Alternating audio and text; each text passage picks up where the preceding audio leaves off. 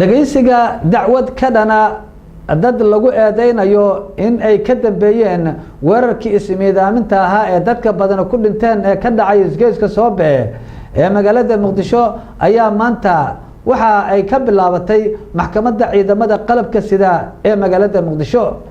wariyaha telefishinka Somali Cable Ahmed Abdi Ali ayaa warbixintan inoo haya. maxkamadda darajada koowaad ee ciidamada qalabka sida ee Soomaaliya ayaa maanta u fariisatay dacwad lagu soo oogay eedeysanayaal loo heestay inay ku lug lahaayeen qaraxii 14 bishii Oktoobar ka dhacay isgooska Soobe ee magaalada Muqdisho. eedeysanayaasha ayaa waxay gaarayaan 5 qof, 4 kamid ah ayaa maanta maxkamadda la horgeeyay halka midka kalena aan wali gacanta lagu soo dhigin. magacyada eedeysanayaasha ayaa waxay kala yihiin Xasan Aadan Isaaq Cali, Abdiwali Ahmed Diiriye Kaliil, Mukhtaar Maxamuud Xasan Rooble iyo Cabdul Cabdi Warsame. eedeysanayaasha oo ay soo diyaarisay xafiiska xeer ilaalinta ayaa waxa aqriyay gudoomiyaha maxkamadda darajada koowaad ee ciidamada qalabka sida ee Soomaaliya Xasan Cali Nuur Shuute. ujeedo ludka ah eedeysanayaasha kala ah: 1 Xasan Aadan Isaaq Cali 23 jir ah, ina Xaawo Maxamed Cali ku dhashay Bay. 2 Cabdullaahi Ibraahim Xasan Absuge oo maqana ah.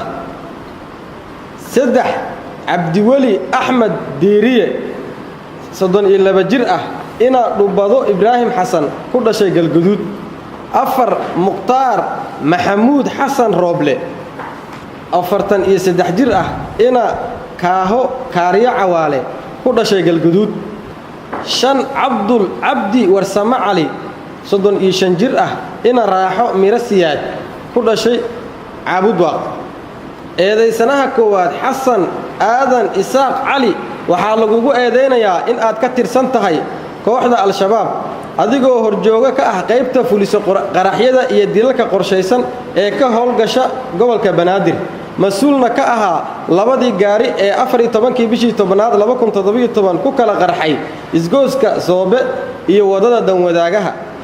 sidoo kale waxaa lagugu eedeynayaa Xasan in gaariga ku qarxay wadada Danwadaagaha aad adiga gacantaada ku waday. qaraxyadaas oo ay ku dhinteen kuna dhaawacmeen dad shacab ah oo gaarayo tiro ahaan 776 qofood. dambigaas oo ku xusan 221 222 xeerka ciqaabta Soomaaliya. akhrinta kadib ayaa waxaa fursad loo siiyay qareenada difaaca ee eedeysanayaasha iyo xafiiska xeer ilaalinta inay soo bandhigaan doodooda. xubnihii ka socday xafiiska xeer ilaalinta ayaa maxkamadda hor keenay markhaatiyaal eedeysanayaasha ku cadeynaya dambiyada loo heesto. dood dheer kadib ayaa xafiiska xeer ilaalinta waxay maxkamadda weydiisatay in la siiyo waqti dheeri ah si ay u keento cadeemo intaan ka badan. mudana gudoomiye waxaa naga maqan dokumentiyo oo gacanta ku hayo baarihii kiiska iyo baaraha iyo markhaatiyaal kale oo nool oo iyana maxkamadda ka hor hadlaya. waxaan soo gudubsanaynaa codsi hordhac iyadoo uu iga dambayn doono xeeralaha guud ee ciidamada qalabka sida. waxaan codsanaynaa in aan maxkamadduna siiso waqti kale oo aan maadaama ay noo suurtageli weyse maanta inaan cadeymaheena soo dhammaystirno keenna dokumentiyada ku qoran eedeenna, sidoo kale maxkamadda horkeenna baaraha iyo markhaatiga nool ee eedeenna ku qoran. maxkamadduna waa maasatahay. gudoomiyaha maxkamadda darajada koowaad ee ciidamada qalabka sida ee Soomaaliya Xasan Cali Nuur Shuute ayaa ku dhawaaqay xilliga xafiiska xeer ilaalinta laga doonayo cadeymaha.